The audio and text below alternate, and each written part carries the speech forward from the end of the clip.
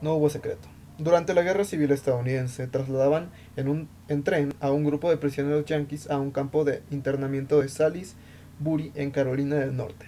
Uno de los que custodiaba el tren era un joven de 17 años llamado Beverly Tucker, encargado de vigilar un grupo de prisioneros que se pasaban los días chuchicheando en un idioma extranjero. Hablaban el dialecto del cantón suizo del que procedían y estaban proyectando fugarse.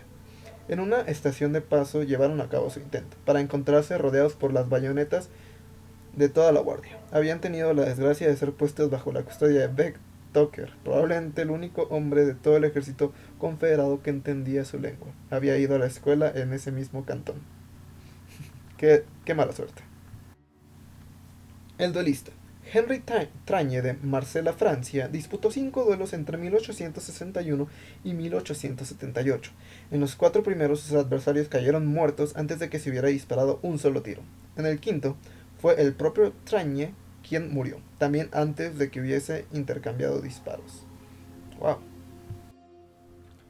La novia desafortunada. El día de la boda de la princesa María del Pozo de la Cisterna, que el 30 de mayo de 1867 se casó en Turín con Amaedo, duque de Aosta, hijo del rey de Italia, se vio entenebrecido por los siguientes acontecimientos. La encargada de su guardarropa se ahorcó. El portero de palacio se cortó el cuello. El coronel que iba al frente del cortejo nupcial cayó víctima de una insolación. El jefe de estación murió bajo las ruedas del tren que iba a llevarlos en su luna de miel. El ayudante del rey murió al caerse de su caballo. El padrino se pegó un tiro. La pareja ya nunca fue feliz. ¡Wow! ¡Qué mala suerte! Asesinos semejantes. Un asesino llamado Claude Bolbone dio muerte en 1872 al varón francés Rodemire de Tarazone. 21 años antes, el padre del varón había sido también asesinado por un tal Claude Bolbone. Entre ambos criminales no había el menor parentesco. El hombre que hizo saltar la banca en Montecarlo. Charles Wells alcanzó tal fama que llegó a escribirse una canción de music hall sobre él, el hombre que hizo saltar la banca en Montecarlo. En realidad, Wells hizo saltar la banca 3 veces. No era un jugador conocido, no utilizaba ningún sistema, no tenía un aspecto deslumbrador, en realidad era un inglés gordo, y después de su asombroso éxito no volvió a vérsele por el casino.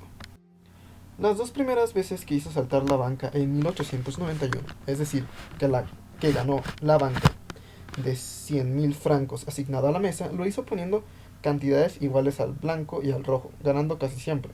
En la tercera ocasión puso su primera apuesta al número 5, con probabilidades de 35-1 y ganó. Dejó la apuesta en ese número, le añadió lo ganado y volvió a ganar, repitiendo la operación 5 veces y todas ellas salió en el número 5. Volvió a saltar la banca y Charles Wells se fue tranquilamente con las ganancias. Alguien que se había cruzado con él aseguró que era un hombre de aspecto un tanto siniestro. Oh.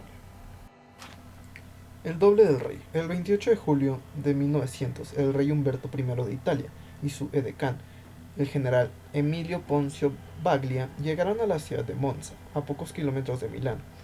El rey iba a entregar al día siguiente los premios de unas pruebas deportivas. La noche de su llegada, él y su ayudante fueron a cenar a un pequeño restaurante. Mientras el propietario les tomaba la orden, el rey se dio cuenta de que aquel hombre era virtualmente su doble, de cara y cuerpo.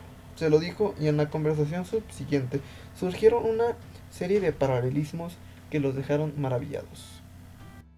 Ambos habían nacido el mismo día del mismo año, el 14 de marzo de 1844, y en la misma ciudad, y a ambos les pusieron Humberto. Los dos se habían casado el 22 de abril de 1868, y ambos con una mujer llamada Margherita. Ambos habían puesto a su hijo el nombre de Vittorio, y el día de la coronación del rey, el otro Humberto había abierto su restaurante. El monarca, sorprendido por tantas coincidencias, preguntó al dueño del restaurante cómo era posible que no se hubiesen encontrado antes. En realidad, le dijo su doble, habían sido condecorados juntos por su valor en 2 ocasiones. La primera en 1866, cuando él era soldado raso y el rey coronel, y la segunda en 1870, cuando ambos fueron ascendidos, uno a sargento y el otro a general. Con esa última revelación, el patrón reanudó sus tareas y el rey, volviéndose a su ayudante, dijo: pienso hacer mañana a este hombre caballero de la corona de Italia. Encárgate de que acuda al acto. Al día siguiente, fiel a su palabra, el rey preguntó por su doble, solo para enterarse de que el hombre acababa de morir en un accidente de caza. Asombrado, el rey pidió a su ayudante que se enterara de dónde iba a hacer el funeral para asistir. En ese momento sonaron 3 tiros disparados por un asesino. El primero falló, pero los otros 2 atravesaron el corazón del rey, matándolo en el acto. ¡Wow! ¡Qué coincidencias! El día perfecto. De vez en cuando todos experimentamos uno de esos días perfectos en que todo parece encajar. Un día que excede las esperanzas más optimistas. La clase de día que nos convence de que nuestro ángel guardián trabaja sin descanso. De uno de los más extraordinarios habla el profesor C. E. Sherman, presidente durante muchos años del Departamento de Ingeniería Civil de la Universidad de Ohio, en Columbus, en su libro Land of Kingdom Come. En 1909, cuando preparábamos los originales para el Atlas de Carreteras del estado de Ohio, nos encontramos con la dificultad de conseguir mapas de los condados del sudoeste. El United States Geological Survey aún no había levantado mapas de esa zona y los únicos datos útiles disponibles se encontraban en viejos atlas de condado, de unos 38 centímetros de lado y casi 2 de grueso. Una abundante correspondencia nos había proporcionado datos de todos los condados del estado, excepto Pike y Highland. De estos dos no pudimos conseguirlos, ni logré descubrir, a pesar de todas mis solicitudes por escrito, si había mapas de esas regiones. Sin el menor dato, representaba una tarea ingente hacer un levantamiento completo de todas las vías de un condado. En realidad, era imposible con los fondos que disponíamos. De modo que salí de Columbus decidido a investigar en las ciudades principales del condado y las granjas cercanas durante un par de semanas, si era necesario, hasta poder conseguir los datos perdidos. Necesitábamos también un buen mapa del río Ohio para ajustar los datos ya reunidos. Durante las siguientes 12 horas de aquel sábado de agosto ocurrió todo esto. Después de tomar un tren de madrugada para Cincinnati, encontré un excelente mapa del río de Ohio en el primer sitio que visité, la United States Engineers Office. Me apresuré a dirigirme al condado de Highland y tuve que esperar en Norwood por el tranvía de Hillsborough. Cuando casualmente mencioné al vendedor de boletos de Norwood lo que buscaba, me dijo: «Me parece que hay un viejo libro como el que usted dice en el cuarto de atrás».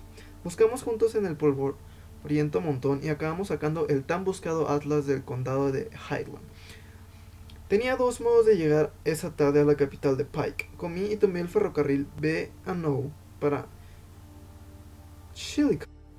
Durante la corta espera allí, mientras tomaba el N&W South, tomé calle arriba para visitar a un amigo mío y por casualidad estaba en la ciudad. Apenas había echado a andar cuando lo vi venir hacia mí, como si todo hubiese estado preparado. Charlamos y cuando me subía ya al tren que iba a llevarme al sur, me saludó un caballero que me había escrito el día anterior. Como su carta era mucho más fácil de contestar de palabra, me satisfizo darle directamente la información que me pedía. Conocía solo 2 personas en Waverly, la capital del estado de Pike, una de ellas un mecánico, la otra un estudiante de ingeniería civil, pero no esperaba que ninguno de ellos estuviera en la ciudad. Cuando me bajé en Waverly, el ingeniero mecánico se apeaba del vagón de frente y mientras íbamos juntos hacia el hotel, me dijo que me enviaría a mi otro conocido que estaba en casa. Había yo terminado de cenar tranquilamente a las 7 cuando apareció Harris. ¿Sabía algún mapa del condado de Pike? No, pero quizá lo sepa mi padre, me dijo, y aquí llega. Harris padre dijo que creía que el interventor tenía uno. Mientras hablaba, llegó calle arriba el tal interventor. Hechas las presentaciones y lo mismo que venía sucediendo durante todo el día nos llevó, cruzando la calle, a su despacho del Palacio de Justicia, donde estaba colgado un precioso mapa antiguo del condado. Yo había escrito al topógrafo de ese mismo condado, pero él no sabía nada del mapa. No me atrevo a poner aquí todos los incidentes de aquel viaje que tengo anotados en mi memorándum. Sería abusar de mi credulidad del lector. Cada paso que di aquel día fue tan a propósito como si hubiera sido planeado de antemano. Había ido directamente a donde estaban los mapas del río Ohio, había ido directamente a donde estaba el atlas del condado de Highland, sin saber siquiera que existía, por la ruta menos frecuentada, y cuando a partir de ahí podía tomar cualquiera de 2 caminos, escogí el que me condujo más directamente a los restantes datos que me faltaban. Hasta el más pequeño suceso de aquella jornada pareció encajar perfectamente en un todo armonioso. Supongo que en gran parte fue algo psicológico. Llevaba meses reuniendo datos completos del estado y cuando ese último problema tan difícil empezó a resolverse tan fácilmente, me puso un humor como para no reparar sino en las circunstancias favorables tales como la siguiente. El vendedor de boletos de Norwood no quiso venderme su libro, pero me lo prestó amablemente, ahorrándonos así el precio de compra. Mi amigo de Chillicote iba a salir de la ciudad en el tren anterior a mi llegada, en vez de hacerlo en el posterior. El papel de calcar que cogí al azar esa mañana antes de salir de casa coincidía con el tamaño del gran mapa mural del condado de Pike, e incluso la persona que yo esperaba que estuviese en su casa para ayudarme en Waverly si era necesario, estaba allí para calcar el mapa de Pike. ¿Quién esperaría poder entrar en el Palacio de Justicia de una ciudad extraña una noche de sábado? Y sin embargo aparecieron las personas adecuadas en el momento justo para llevarme hasta aquel mapa cuya existencia yo ignoraba. El tren de Silcote a Waverly iba lleno de excursionistas que llenaban los pasillos, pero cuando yo subí había un sitio vacío esperándome, y durante todo el camino disfruté del aislamiento y la comodidad necesarios para reflexionar sobre los acontecimientos de la jornada. Esa noche me fui a dormir con la sensación de haber vivido un día perfecto. Muy bien, y con eso terminamos el video de coincidencias de esta vez. Entonces, bueno, si les gustó el video, suscríbanse y denle me gusta y compártanlo. Y si no les gustó, bueno, denle no me gusta. Y bueno, hasta luego, nos vemos en el siguiente video.